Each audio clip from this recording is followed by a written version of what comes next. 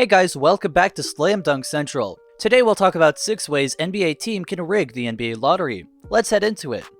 The bent frozen envelope. The draft lottery has evolved over the years. Before 1985, the league used to decide the overall top pick by holding a competitive coin flip with the worst team in each conference. But the first lottery drawing was held in 1985, and it didn't take long for controversy and conspiracy to show up. Patrick Ewing was the consensus coveted prize in that 85 draft class, and he was pretty much guaranteed to be a superstar coming out of Georgetown. Wouldn't it be nice if that superstar went to a big market team like the Knicks to help boost the league's overall marketability? Pretty ideal. As it turns out, the Knicks did win the lottery and select Ewing first overall, and some people think that the league helped set it up. The draft lottery was a much less refined ordeal in its inaugural year, as it literally consisted of 7 team cards getting thrown inside a big orb, which was then spun around a handful of times before the cards were drawn to determine draft order. Like I said, not exactly a perfect science. When David Stern selected the Knicks' envelope as the top overall pick, people noticed that the corner of the card was bent, possibly as an indicator of which card to select.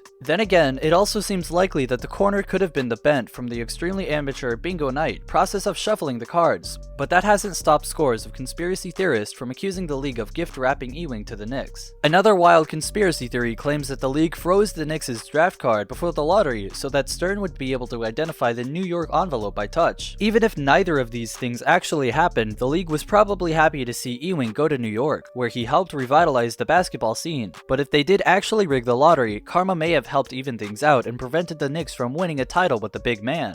The local king.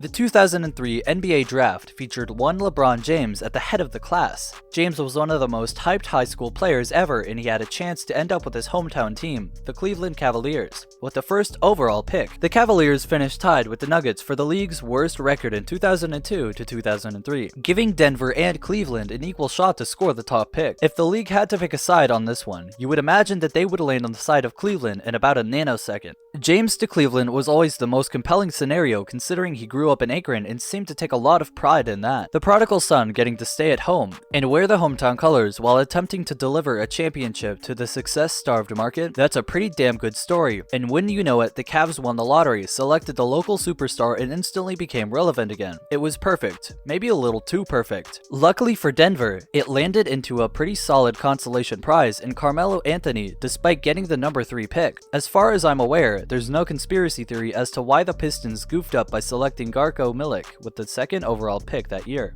LeBron James poses. Much in the same vein as Cleveland winning the lottery and landing LeBron, the Chicago Bulls lucked into the opportunity to draft a local kid, Derrick Rose. The point guard was a standout at Memphis and looked like a potential superstar talent, but the Bulls, who finished with the 9th worst record in the league, had less than a 2% chance of winning the lottery. But by some convenient stroke of luck, the Bulls did end up with the top selection and were able to bring Rose home. He immediately became the face of the franchise and the biggest Bulls superstar in the post-Jordan era. Unfortunately, they couldn't quite figure out how to successfully rig his knees. The Post LeBron Cavaliers. What's better than one Cavs draft being rigged for LeBron? How about several? After James took his talents to South Beach to become an NBA villain, the Cavaliers were left scrambling to pick up the pieces. Their inability to put a solid team around James really shined through when he left and the Cavs quickly sank to the bottom of the league. In their first season following James's departure, they headed into the 2011 lottery with both the 2nd and 8th best odds to land the top pick and eventually start the rebuild in James's wake. Not only did they win the lottery that year, they did it with the pick that had the worst odds. That pick, which had less than a 2% chance of winning the draw, originally belonged to the Clippers. This allowed the Cavs to select 1st and 4th in the draft, and they ultimately drafted Kyrie Irving and Tristan Thompson with those picks. The rebuild was on. Unfortunately, things didn't exactly turn around swiftly, and the Cavs found themselves still playing the lottery balls over the next couple of years. Amazingly, they won again in 2013 and drafted Anthony Bennett, which was such a poor decision that eventually inspired this amazing tongue-in-cheek song. When Bennett didn't pan out, the Cavs went on to win the lottery again in 2014, which conveniently provided them with a valuable chip to lure James back to Cleveland in free agency. Top pick was used to select Andrew Wiggins, who was then traded to the Timberwolves in exchange for Kevin Love. A conspiracy theorist may point out that the draft lottery conveniently gifted the Cavs every possible opportunity to rebound from losing LeBron, and, ultimately, maximizing their odds at bringing him back.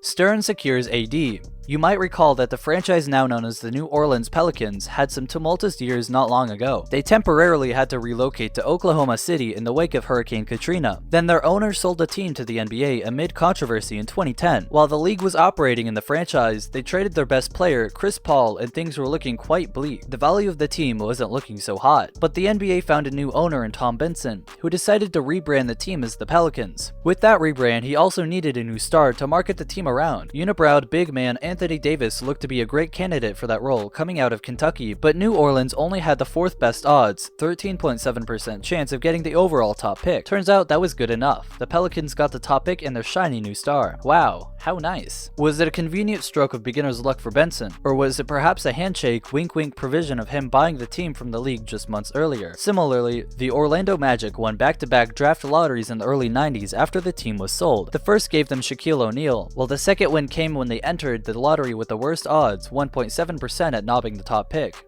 The Mutombo Tweet. The mid-process 76ers finished as the league's worst team in 2016 and had the best odds to win the lottery, so it's hard to yell conspiracy when they actually did wind up the top of the selection board. However, a tweet from Dikembe Mutombo that prematurely congratulated the team on winning the top pick before the lottery led many to wonder if something wasn't afoot. The bad news for those conspiracy theorists is that Mutombo had a pretty damn good explanation for his early congratulations. The team asked Mutombo, a former 76ers star, to consider posting a tweet if they happened to win the lottery later that night. He claimed that he didn't read the email closely enough and accidentally congratulated the team too early. Pretty relatable explanation for those of us who hate reading work emails. This brings us to the end of our video. I hope you enjoyed it. Hit like if you did, and don't forget to subscribe to our channel so that you don't miss any of our videos in the future. Also watch the 2 videos that are on your screen because I'm sure you'll love them. With that, I'll see you in the next video.